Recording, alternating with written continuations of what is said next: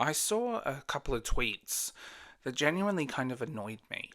And I don't mean I rolled my eyes and kept scrolling. I mean, I had to put down my phone for a second and go, right, I need a coffee, and this is one of those conversations again.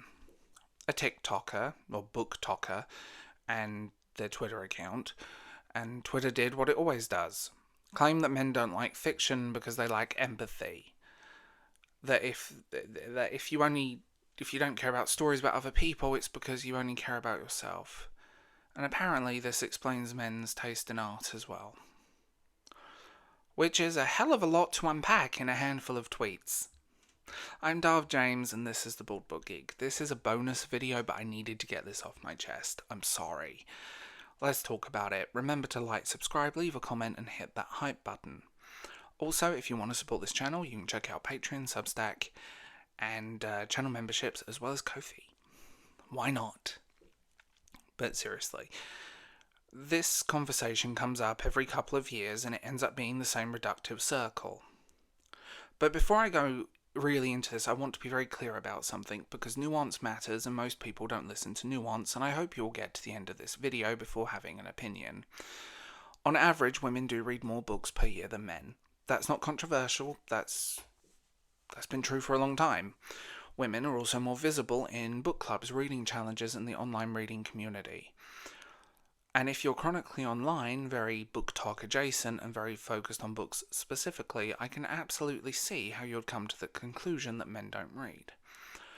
The problem is what happens after that assumption. Because what social media does, especially TikTok, Instagram, Twitter, and YouTube, and every single other one, it shows you more of what you already engage with. If you interact with certain genres, certain aesthetics, certain creators, certain demographics, that becomes your entire social media bubble.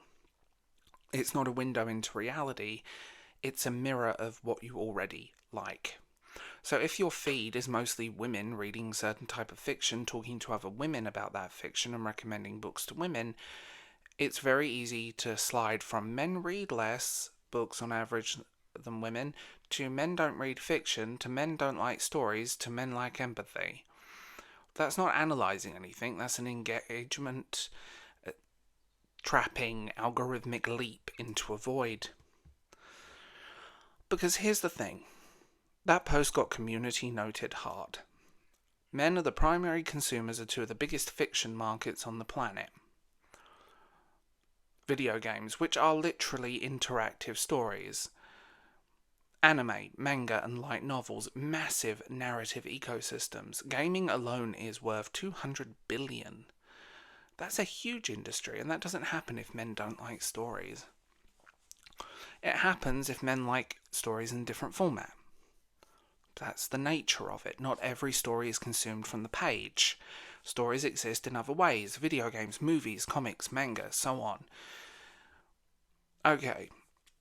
This is where the argument completely collapsed for me, because when some people say fiction, what they actually mean is the fiction I read, presented in a way I recognise and validating me or my community. Fiction exists across multiple platforms, across multiple ways of consuming it. Science fiction, fantasy, hard fantasy, grimdark, horror, speculative, dystopia.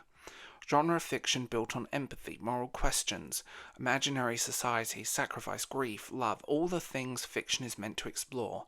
But because it doesn't trend with sprayed edges in a well-placed TikTok marketing campaign, it's treated like it doesn't count. One of the best replies I saw on this was from an indie female science fiction writer. She said that about 75% of her readers are men. Now, in indie circles, that is on average true. Not with every genre, but if you look at certain genres and look at the demographics that are consuming them in indie circles, you'll see a spike towards male readers. That should stop the conversation dead. Men reading women, men reading fiction, men engaging deeply with stories about worlds and people that aren't them. But because it doesn't fit the narrative, it gets ignored. This is what really frustrates me about online reading spaces. People live so deep inside their algorithmic bubble that they mistake it for the real world.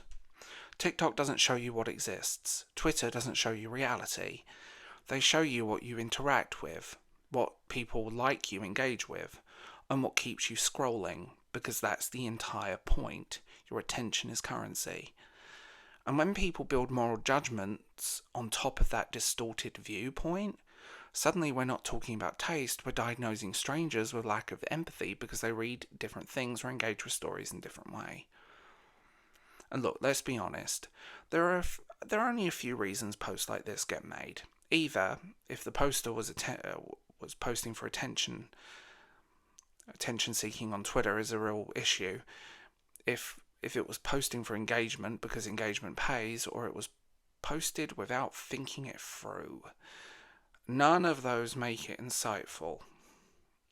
And I genuinely believe it was probably a mix of all three. I think another thing that doesn't help this conversation, and this is a Tread Publishing thing, walk into any bookstore right now, what's front row and centre?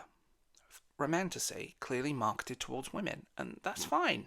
Read what you want, read what makes you happy.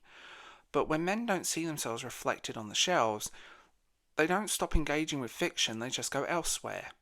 Online, digital, manga, games, indie, genres, book talk, booktube, and bookstanet, God, that's making me sound old, doesn't amplify. Here's the thing that gets completely lost in all of this. Empathy isn't locked to one format, one genre, or one aesthetic. You don't lack empathy because you cried at a game instead of a novel, or because your favourite story involves dragons or spaceships or alternative timelines instead of contemporary romance. Stories are stories, and dismissing people because their stories don't look like yours, that's not empathy, that's just another kind of tunnel vision. I'm not saying readers are perfect, and I'm not saying the industry doesn't have its problems, but the idea that men don't care about stories, art, or other people is lazy, inaccurate, and says more about the bubble someone lives in than the people that they're judging.